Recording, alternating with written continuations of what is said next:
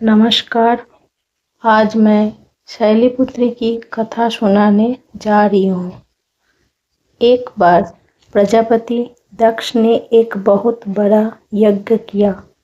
इसमें उन्होंने सारे देवताओं को अपना अपना यज्ञ भाग प्राप्त करने के लिए निमंत्रित किया, परंतु शंकर जी को उन्होंने इस यज्ञ में निमंत्रित नहीं किया।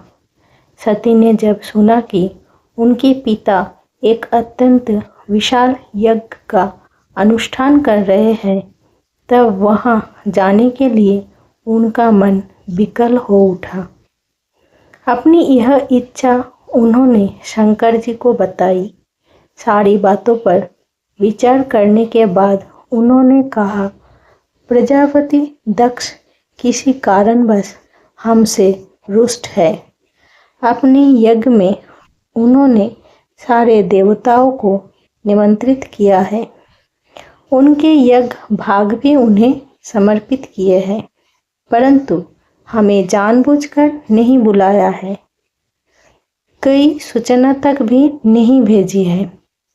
ऐसी स्थिति में तुम्हारा वहां जाना किसी प्रकार भी श्रेयस्कर नहीं होगा। शंकर जी के इस उपदेश से सती का प्रबोध नहीं हुआ।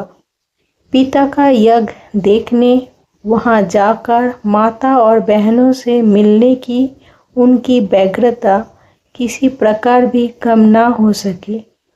उनका प्रबल आग्रह देखकर भगवान शंकर जी ने उन्हें वहां जाने की अनुमति दे दी।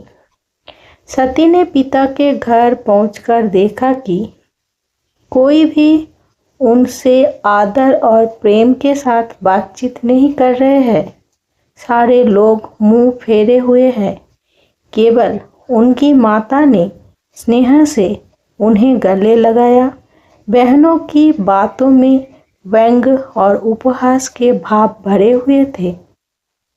परिजनों के इस व्यवहार से उनके मन को बहुत क्लेश पहुंचा।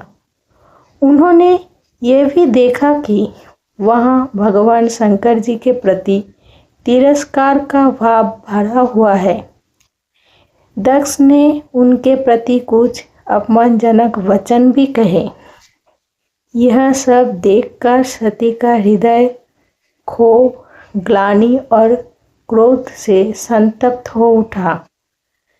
उन्होंने सोचा, भगवान शंकर जी की बात ना मानकर यहाँ आकर उन्होंने बहुत बड़ी गलती की है। वे अपनी पति भगवान शंकर के इस अपमान को सह न सकी।